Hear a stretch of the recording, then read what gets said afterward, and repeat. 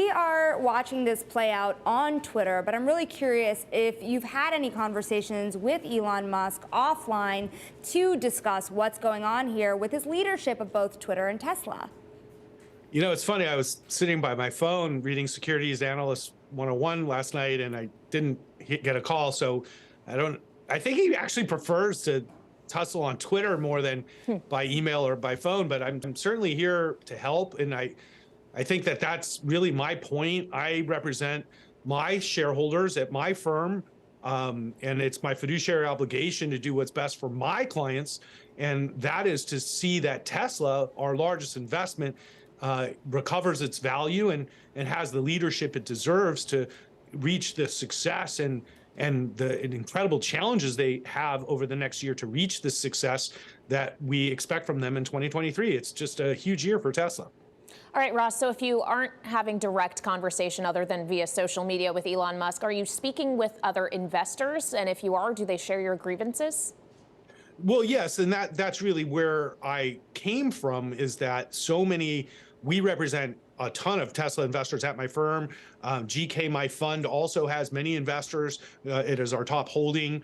And then there are many, many investors who I'm connected with through Twitter or through the Tesla community. And the Tesla community is one of the best communities of people ever when it comes to investing. And what Elon and Tesla has built in the community around Tesla is one of the most important things. But seeing the pain and the suffering so many in the community have had because of the rapid decline in the stock price since the Twitter acquisition, it's something that I don't think Elon understands and sees. A lot of the people who invest in Tesla are all in with 100% of their assets, and they come to us and we beg them to diversify and we beg them to, be more prudent with their finances. But they believe so much in Tesla and Elon's vision that they bet their life savings on that.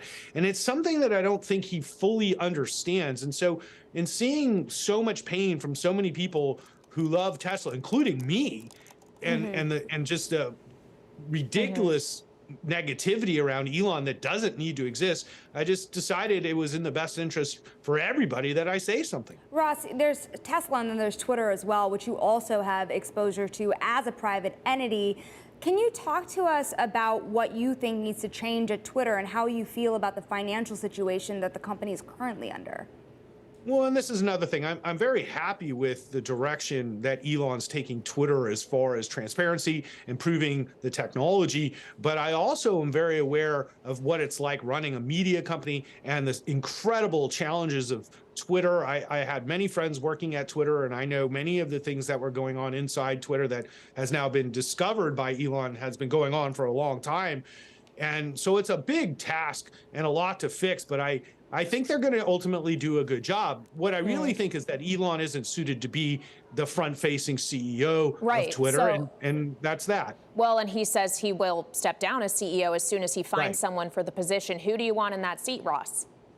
Well, it's not really who I want. There's different approaches.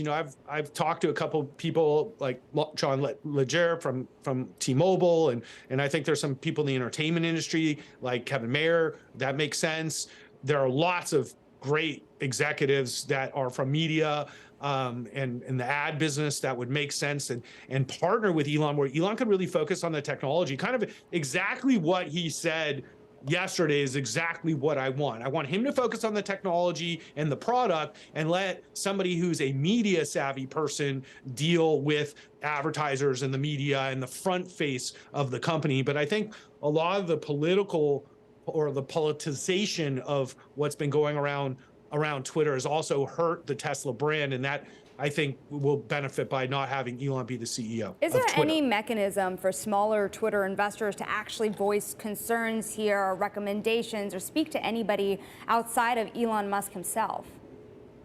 Well, this was sort of the question I had when he took over Twitter, was like, how is it going to run? Is he going to be CEO? That was actually my first question. Like, is he really going to be CEO of Twitter? And it was like, yeah, on the short term. And I was like, well, that's not a great idea. I knew that from the start because I'm very aware of how difficult it is to run a media company and deal with advertisers because I've actually done it.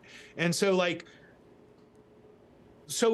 I think he just got himself into maybe over his skis in an area that he's just not suited to deal with the subtleties of. And so by refocusing on the technology, I think we're going to get a great result from Twitter once we bring in a media-focused CEO.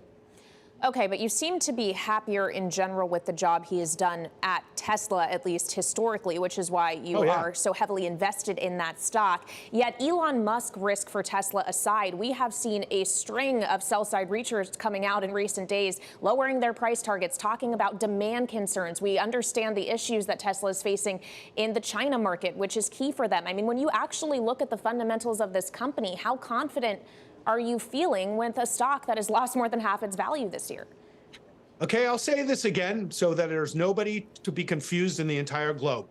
Tesla is the most consequential company that's ever existed. In this next period of time, starting next year, will be that next stage of massive growth for Tesla as they move into the truck business, as they add this new technology in the 4680 cell into the mix, and then as autonomy is now hitting full stride, and their dominance of the EV market, all coming together at one as two plants are ramping at the same time to full production. This will all probably catalyze together in the middle of next year and potentially could be just this massive catalyst of growth for Tesla over the next 5 years. Investors should really look at this opportunity closely. And if we can get a refocused CEO out of Elon Musk on Cybertruck, Semi, and 4680 scaling, I am so excited about the future of Tesla. I just can't tell you. So this is an enormous opportunity for investors right now, because I think all this noise will be gone in 6 months. You said time for a shakeup, however. So it's clear that you see issues with this current management of Tesla. And the way things are going now, I mean, how much further do you think Tesla still has to fall before that 5-year plan, as you're saying, comes to fruition? Well, first of all, when I say shakeup, I said shakeup of the board of directors. I am perfectly happy with Tesla's management. I am perfectly happy with Elon Musk running Tesla. I couldn't be happier. That's the whole point of what I'm trying to do, is just get him refocused on Tesla. Now, I know running Twitter and tweeting all day and finding out that, you know, Fauci's full of crap or whatever he's worried about is fun or engaging at the moment, but the real thing, the real consequential thing for our society and for survival of our species to some degree is solving climate. And that's what I care about personally, is solving climate.